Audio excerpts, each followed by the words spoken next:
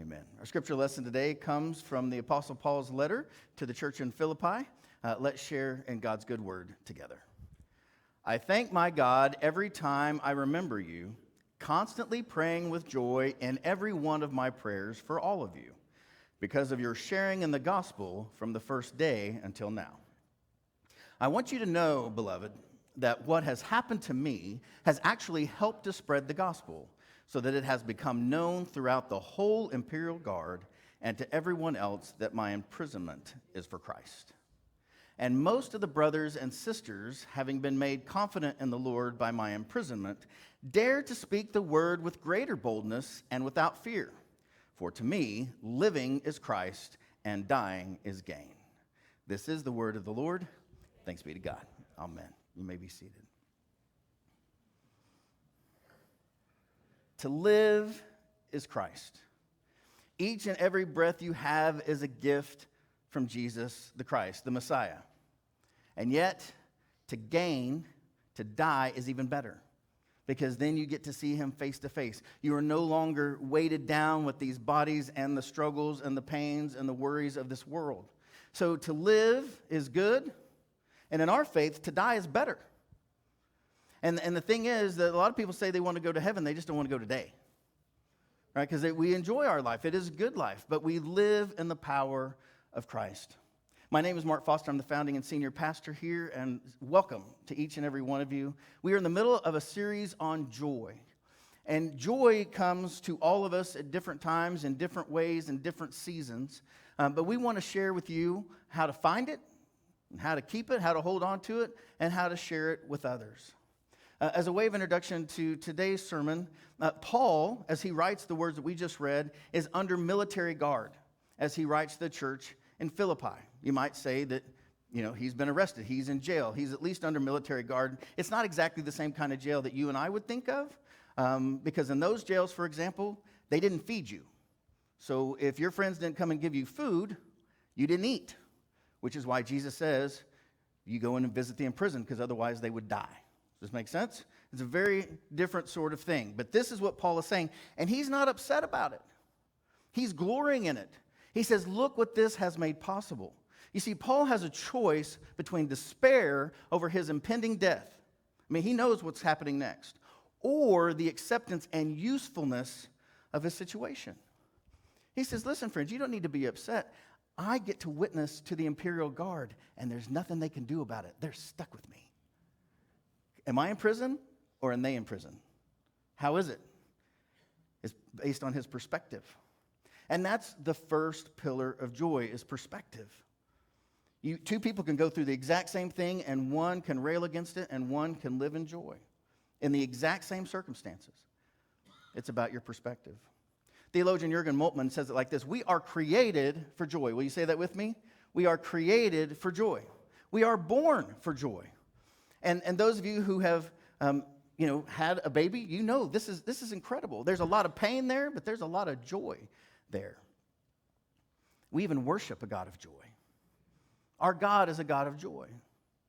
All of creation worships and celebrates and rejoices this God of joy. Psalm 100 is one of my favorite songs in all the Bible. It says this: make a joyful noise to the Lord, all the earth. Worship the Lord with what? If somebody were to look at your worship today, would they say they're worshiping in gladness? Or are they worshiping in tiredness? How are you worshiping? Are you worshiping with gladness? Come into his presence with singing. Know that the Lord is God. It is he that made us. We are his. We are his people. We are the sheep of his pasture. Enter his gates with what? Thanksgiving.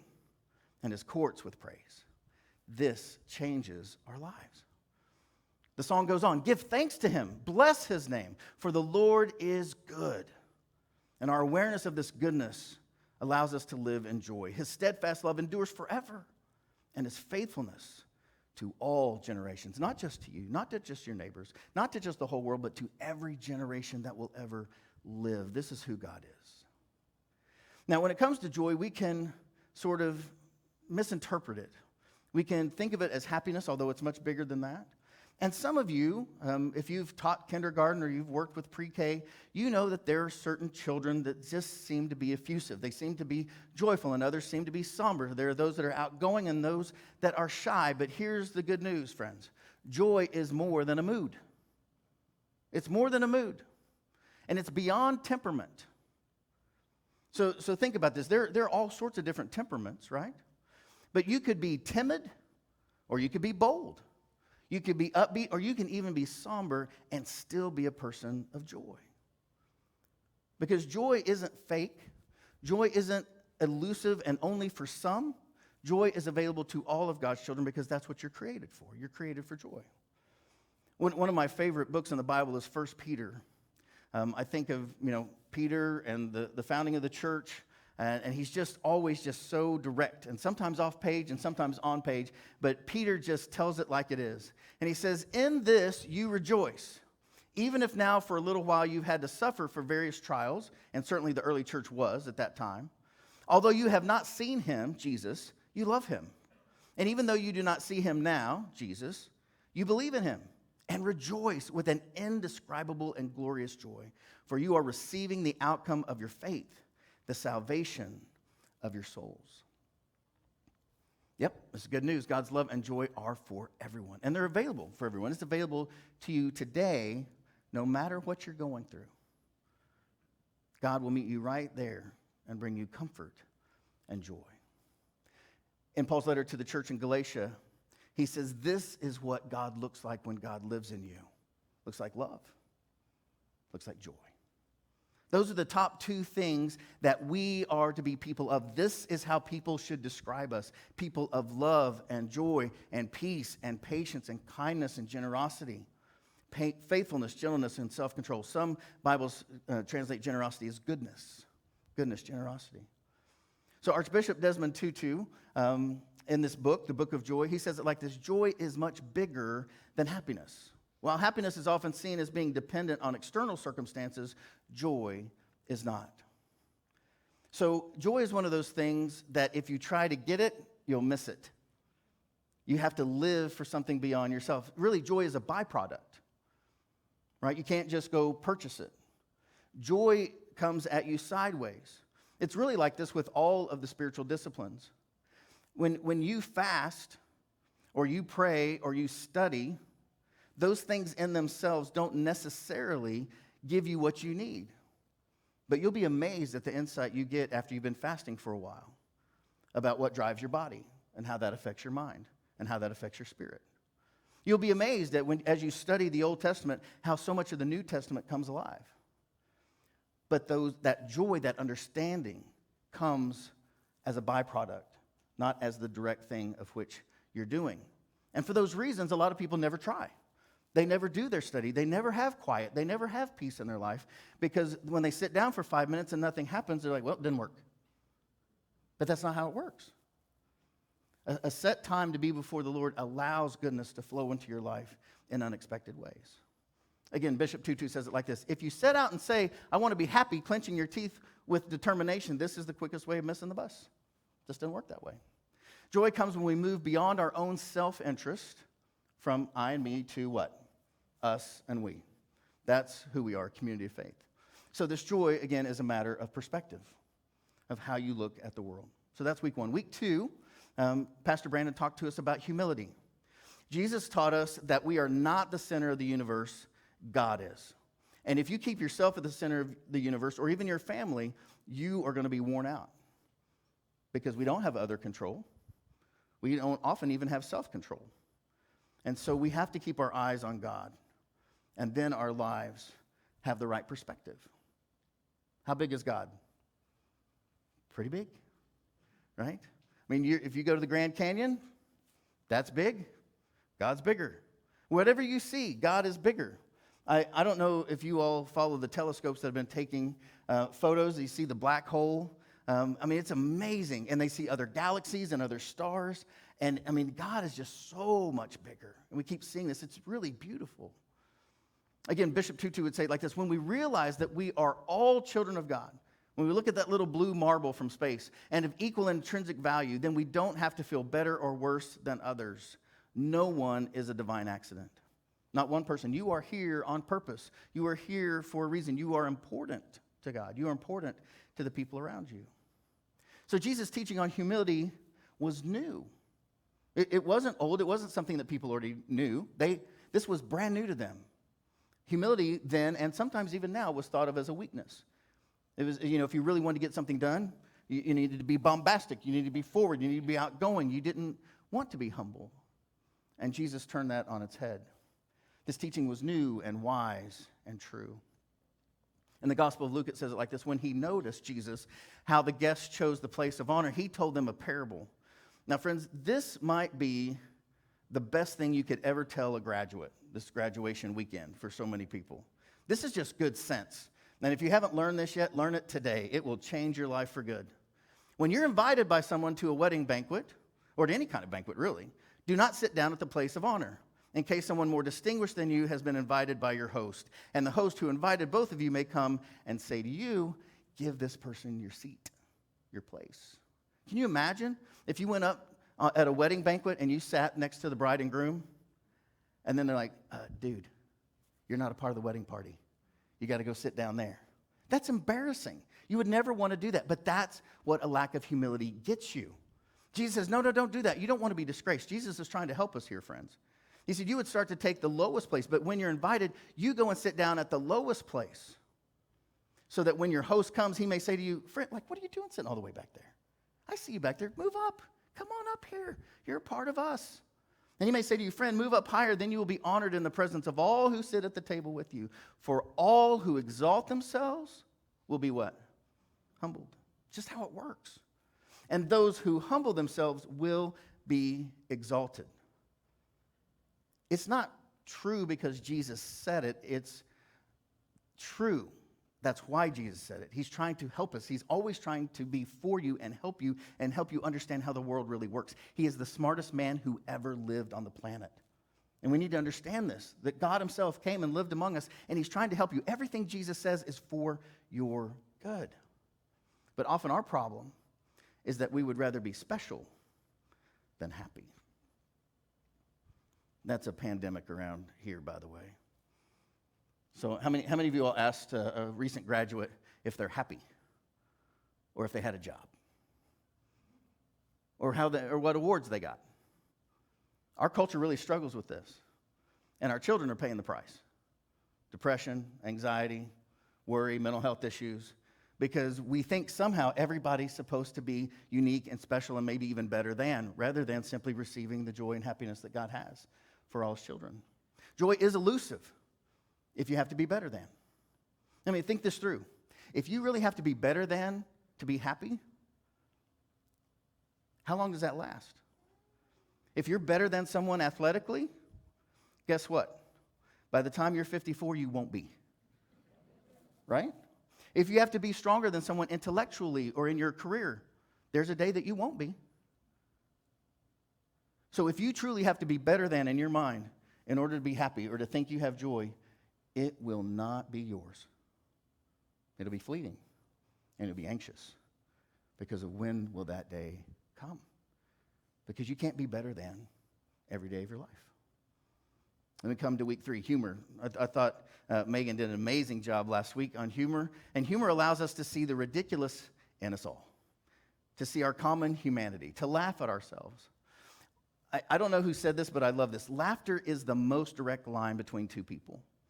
Have you ever received a good joke with somebody and you're just naturally connected to them the first time that you're with them because you're laughing together? It's a beautiful thing. But it's a certain kind of laughter. It's humor that doesn't demean us or anyone else. It's not mean, for sure. Humor that doesn't demean is an invitation to everyone to join in the laughter. Last week, Megan talked to us about this book jacket of Desmond Tutu and the Dalai Lama. One of the source materials for this is this book where they had a series of meetings together.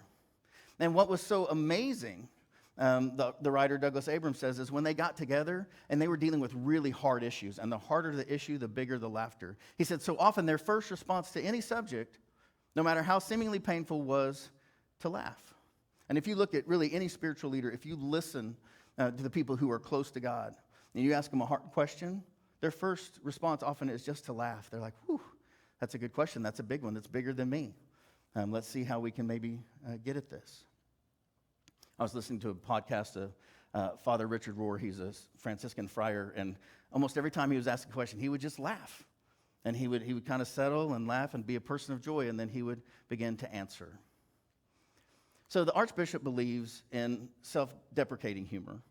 And he tells this really wonderful story about he and his wife. They were driving, and he was about to do a mediation between the Hutus and the Tutsis. And if you know anything about that, that is life and death stuff.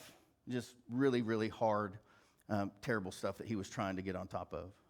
And as they were going, he tells a story where he looks over at his wife, Leah, and he said, really, she looked smug, maybe for the first time in her life that he saw. And he was like, wow, what is going on with my wife? And she just pointed to the bumper sticker in front of him. And you know what it said? It said this: any woman who wants to be equal to a man has no ambition. And they just laughed and laughed and laughed at that. So this is where we've been. We are looking at these pillars, these qualities of the mind, and the last of these, there are 4 of them, the last of that is acceptance. And if you will begin to really hear and believe and understand the power of acceptance in your life, you will relieve so much pain and suffering in your life and the lives of others. If you can really accept the truth about what's going on. Now, acceptance is simply the ability to accept our life and all its pain, imperfection, and beauty. That's what acceptance is. Have you ever gotten a text from someone that was inappropriate or kind of got you flame on mad, and there was a response that you had that was true, but it wasn't wise? It was true, and you could send it, and you would be backed up. But the truth of the matter is that you haven't really accepted the limitation of the person who sent you the first text. Because if you understood who they were and they understood who they were, they wouldn't have sent you the first one in the first place. Isn't that right? And so you actually save yourself the pain and the suffering by saying, you know what? While that's true, it's not helpful. This person is simply limited in this way. And if I respond in kind, it's not going to go anywhere. It's just going to cause more pain and hardship in the relationship. You see, friends, this is the hard and beautiful truth. Acceptance is the only place change can begin. It's the only place. Now, before you just think, well, whatever will be, it's not that. Acceptance is not resignation, and it's not defeat. It's not that you stop working at something. It's an awareness of what you're working with. So if you're an engineer, you have to know the actual properties of what you're working with to make sure that the bridge or the road or whatever stands. You don't just do whatever and hope it works out because the situation's difficult, right? The same thing is true intellectually, emotionally, spiritually, that we have to look at the reality of the situation. It's not resignation. It's not defeat. It's actually the beginning of victory, the beginning of joy, the beginning of peace, the beginning of a new life. Bishop Tutu says it like this: we are meant to live in joy. This does not mean that life will be easy or painless. It means that we can turn our faces to the wind and accept that this is the storm we must pass through. We cannot succeed by denying what exists. The acceptance of reality is the only place from which change can begin. Many of you know that around here we are big believers in mental health and big believers in counseling and working with psychologists and psychiatrists and therapists to help you all the time so that when a crisis comes, you're ready to deal with it. You already have somebody that you can talk to. I've been talking to Dr. Stephen Hopper since 2003. And he's very helpful to me. I check in every once in a while, certainly quarterly, if I need to, just to lay the burdens of the church not on my family or on my staff, but on him, because he can't do anything about it, and I pay him. Right? I just leave it there. And it's a beautiful thing. And I was talking to him about my family situation, which is very difficult at the moment. My dad is in full-time nursing care. My mom had a stroke last week. She's in rehabilitation. It's just my sister and I. We care for them. I've got a young one graduating yesterday. I've got another son in Tulsa. We're the caregivers on both ends. My little cousin yesterday was life-flighted to Montgomery because he went into anaphylactic shock. I mean, all kinds of stuff just going on around the family. And yet, there's also joy in our family. And how do you do all that at the same time? And how do you deal with the fact that both our boys went to Edmond North, right? And so for years and years and years, our friends were the boys' friends. We would go to a band concert or a band contest, and we ran with those people. We don't even see those people anymore. We would go to a football game or a soccer game or a baseball game or a wrestling match, and those would be our people. We don't see any of those people. Haven't seen them in years. Chantel said it like this. Noah's best friend, his parents are moving out of state. And it really was one of those things like, like these are people we've known for almost 15, 20 years. And they're leaving our community. And Chantel looked at me and she said, it's the end of an era. We do have a flair for dramatic in our family. The end of an era. And it is. It is. And this is what Dr. Hopper said to me about this. He said, Mark, until you accept that a season has ended, you can't start a new one. There's all kinds of opportunities in the new season, the new era that we're about to walk into. And the good news and the terrible news about that is you have to renegotiate all of it. What are we going to do? How are we going to spend our time? How are we going to spend our resources? Where are we going to live? What are we going to do today? Because it's not doing what we did 15 years ago. Going to the public schools and doing the things that we did. It's different. So this kind of came to a very clear point yesterday when Noah graduated with an aerospace engineering degree. And this is our youngest here with this little award here, which is the Outstanding Seniors Award, top 10 of his class for the whole university, and aerospace engineering. Not just his program, but for the whole university. Yes, I can do that. Because I'm his dad, and I want all those aerospace people online to give him a job. And Brandon preached on humility 2 weeks ago. It's not mine. So I just roll it out here. But as we do this, the highest and most prestigious award that they give, that's it. That's the end of it. Less than 24 hours ago, we watched him play in his last university college performance, and to walk the stage and to turn the tassel. And that's it. All the places that we've learned to hang out in Wichita, the wonderful restaurants and the places that we go, and the keeper of the plains and all the wonderful things of Wichita, we won't be back there in the same ways. It'll be a new era. Many of you are going through the same thing with your high schoolers or your college students or your parents or your kids. It's an opportunity to start a new one. But until you accept it, can you imagine how weird it'd be if Chantel and I kept going to Wichita State even though we didn't have a student? That'd just be weird. People do it. Acceptance allows us to engage with life rather than rail against it, just because life's not as we wish. Now, this will often come to me in my pastoral office when normally adult children, somewhere between the ages of like 18 and 80, figure out that their parents are limited, that they are incapable of giving them the blessing that they need. They're not able to say, I love you in a way that's meaningful. They're not able to show up for the things that are important to you. They're not able to hear your struggles with your children. They're just full of advice. Or have you tried this? Because we haven't really accepted who our parents really are. And they are beloved by God and they are children of God, but they are limited and they are not God. And they're not God's. And there are many things that they simply cannot give you because they're mortals. They're not God's. We have all kinds of people in our life. We figure this out with our spouse. And we figure, oh my gosh, my spouse cannot fulfill me in these ways. Well, of course not. No one can. That's God's role. And some people figure that out early and they accept that. And they have long-lasting, beautiful marriages. And some people never accept that.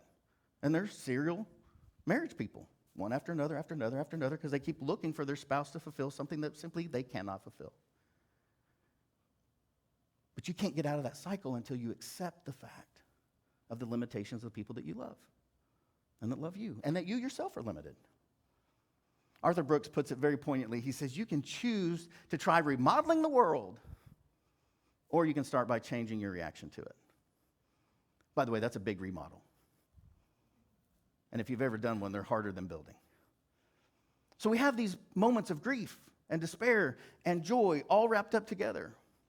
Back in 1969, many of you all will know the work of psychiatrist Elizabeth Kubler-Ross. She says that those experiencing death or a type of grief or dying, they go through 5 stages: denial, anger, bargaining, depression, which we see a lot of, because folks aren't ever getting to acceptance. They're just getting stuck here because they look at their situation and they can't figure it out because there's no figuring it out.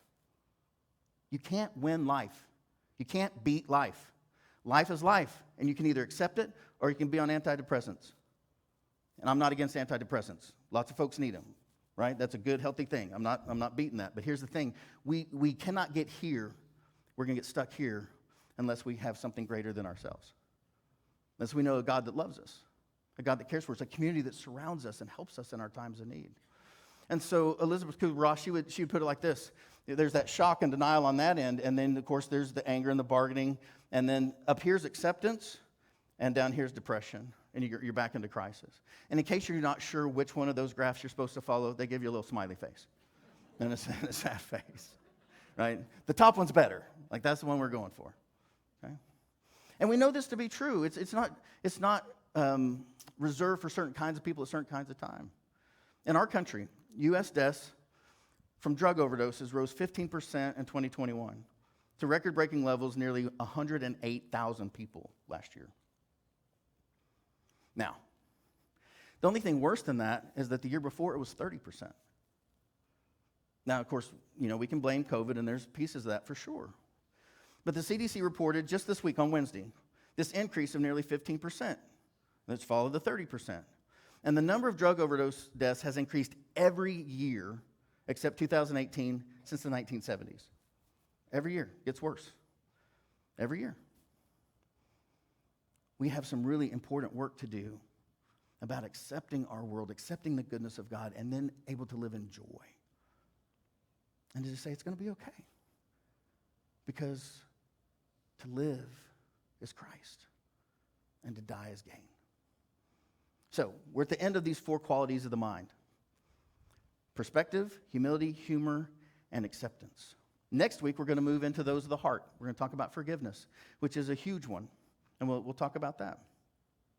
So Douglas Abrams, in his book on joy, he says, when we accept the present, acceptance, we can forgive and release the desire for a different past. How many of us are still looking back at something that we wish were different? You can't change that. But you can allow God to redeem it. You can learn from it. And you can choose not to make the same mistake with your children or your friends or at your next job or whatever it is. When we accept the present, we can forgive and release the desire for a different past. And we'll talk more about that next week, to forgive our past. So Bishop Tutu, he says it like this: sometimes we get too angry with ourselves. That's certainly true, thinking that we ought to be perfect from the word go. We are not. We won't be. It's not humanly possible. But this being on earth is a time for us to learn to be good. Yes. To learn to be more loving. Yes. To learn to be more compassionate. Yes, that's what church is for, to teach us how to live in heaven where those things are always there. And you learn, not theoretically, you learn when something happens that tests you. And that is the beating. Because if you run away from the test, you never learn the lesson. And peace and joy are elusive. You have to go through the test in order to receive the gift that's on the other side of that test. That's not to say that God is doing it to you. I'm not saying that. I am saying that in this life, you will have trouble. Jesus is very clear about that. And if we will allow Jesus to be a part of that trouble with us and say, Jesus, what is going on with this? Then we can learn all sorts of things and have joy in the middle of that trial, even in our sadness, even in our grief. So Jesus lived this out perfectly, of course. When Jesus accepted his mission of the cross, he became not the victim of sin, but the solution. You all remember that this was not a celebration piece in Jesus' day. It was the worst thing the world could do to you. The end of Luke, the Gospel of Luke, says it like this. Jesus came out, and he, as was his custom, he goes to the Mount of Olives that overlooked the temple, and his disciples followed him, and he withdrew from them about a stone's throw. He kneels down. He prays, Father, if you're willing, remove this cup from me. He knows exactly what he's called to do. He doesn't want to do it, and he's sober about it, and he accepts his mission. He says, not my will, yours be done. I'll do it. I don't want to, but I'll do it because this is the reality for the salvation of the world. Then an angel actually comes and ministers to him to give him strength. And in his anguish, he prayed even more earnestly, and his sweat became like great drops of blood falling down on the ground. And when he got up from prayer, he came to the disciples, and were they supportive? No, they were asleep because of their grief. And he says to them, why are you sleeping? Get up and pray that you may not come into the time of trial. And while he was still speaking, suddenly this crowd comes, and the one called Judas, one of the 12, one was really close to him. He approached Jesus and he kissed him. But Jesus said to him, Judas, is it with a kiss? Like, really? That you're betraying the Son of Man? When those who were around him saw what was coming, they asked, Lord, should we strike with the sword? Then one of them struck the slave of the high priest and cut off his right ear. And Jesus said, no more of this. No more. I'm going to accept the mission. I'm going to accept what is before me. And he touched his ear and healed him. One of the ones that would take him to his death. And one of the criminals who were hanged there when he was on the cross kept deriding Jesus and saying, are you not the Messiah? Save yourself and us. But the other rebuked him, saying, do you not fear God, since you're under the same sentence of condemnation? And we indeed have been condemned justly, for we are getting what we deserve for our deeds. But this man, Jesus, has done nothing wrong. Nothing. And they said, Jesus, remember me when you come into your kingdom. And Jesus replied. Just think, Jesus could have said anything to this guy. I mean, if it were me, I'd be like, shut up, this hurts. Like, are you kidding me? Like, this is not a good time to have an ask, right? And this guy asked Jesus, he says, will you remember me when you come into your kingdom? And Jesus said, this is remarkable. Truly, I tell you, today, you will be with me in paradise. That was his mission. He accepted it, and it changed everything. So, friends, when we live into acceptance, it changes the world. Will you say that with me? When we live into acceptance, it changes the world. Because to live is Christ, and to die is gain. Amen? So here's our action step. If you've ever been to a 12-step group, you've prayed this prayer. I invite you to pray it with me now, and pray it earnestly. God, grant me the serenity to accept the things I cannot change, courage to change the things I can, and wisdom to know the difference. Now, with the confidence of the children of God, let's share in our Lord's Prayer together. Our Father, who art in heaven, hallowed be thy name. Thy kingdom come, thy will be done, on earth as it is in heaven. Give us this day our daily bread, and forgive us our trespasses, as we forgive those who trespass against us. And lead us not into temptation, but deliver us from evil. For thine is the kingdom, and the power, and the glory forever. Amen.